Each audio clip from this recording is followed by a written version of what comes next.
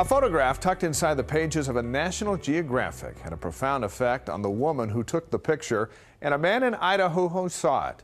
The two ended up joining forces to help a group of Christians in India who've been persecuted for their beliefs. Candace Madsen now with their story. Anil Kuldeep was 15 when Hindu extremists attacked his village in 2008. They beat him for 8 hours because he refused to renounce his faith. The moment that changed everything was when he said, I realized I was going to die.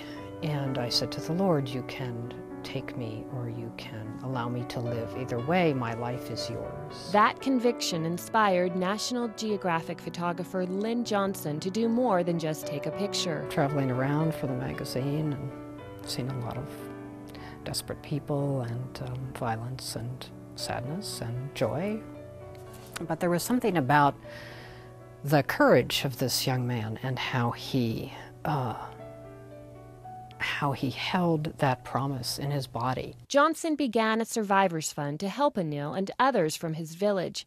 A few months later, her efforts received a huge boost thanks to an email she received from a man in Idaho inquiring about the picture. We talked about the way she lights her pictures, those kinds of things. And then I said, how are those people that you mentioned in the article from India? Once prosperous farmers and shopkeepers, the group of Christians now barely had enough food to eat. Pitcher offered some money to help with an education fund. She said they're not going to school. They won't let them in their schools because these folks are considered untouchables. So for $200, we could actually provide a teacher on site for the children. The fund continued to grow as Pitcher got family and friends to contribute.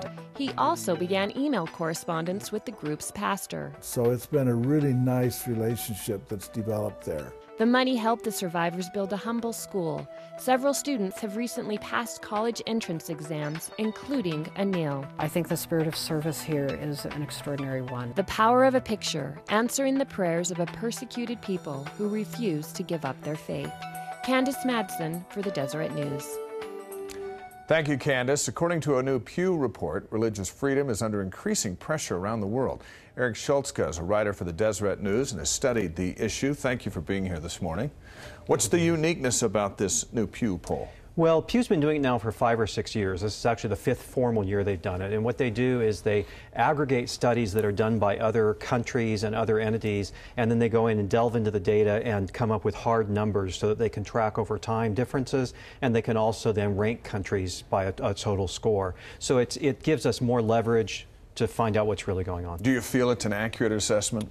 Well, I'm not an expert enough to say that yeah, I think within the field of people who focus on this, it's a very highly respected, and people are very grateful to have it as a tool. There's social hostility, and then there are legal restrictions.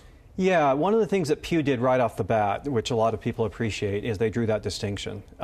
Examples of this are, if you want to go to extremes, India is a country that has a very high level of hostility that's experienced by people on the street, but a moderate level of restriction at the government level. Then you go next door to China, and you find that there's very little social friction, but there's enormous constraints on practicing religion from the government. Where are the greatest threats?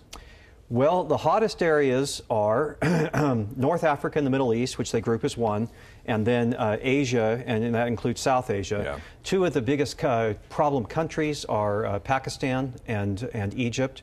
And notably lacking in all of this is the Americas, which come out, even though the South America has Catholic dominance, there doesn't appear to be much tension down there in North or South America. For those of us in this country, it's hard to have any idea really what's going on outside of our neighborhoods, isn't it? Yeah, well, that's actually one reason. One of the things that the Pew people emphasize is that because the Americas are so benign in this, that you really have to see, and one of the things that Pew's good about is giving us the hard data so we can actually see where the problems are. And then we just saw in this segment at the beginning that sometimes it's very helpful also to see the stories behind the data and to be able to see the faces of people that are being persecuted. We've seen religious freedom challenged in certain aspects, certainly as of late here in this country. But as you've done your research, it really has nothing to compare with some of these other regions that you're talking about. Well, yeah, it's very different in the secularized West, and so you would include Europe and the United States. We have issues about how faith interacts with changing expectations. For instance, we have disputes over gay marriage. The Catholic Church is having problems with contraception and Obamacare. But no, we're not in prison. We're not dying. We're not getting beaten up by neighbors. We don't really understand it. That's right.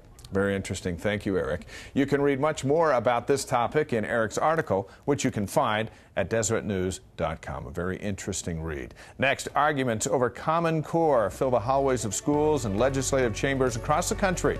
We'll take a closer look at what they are and the common misconceptions as Deseret News Sunday Edition continues.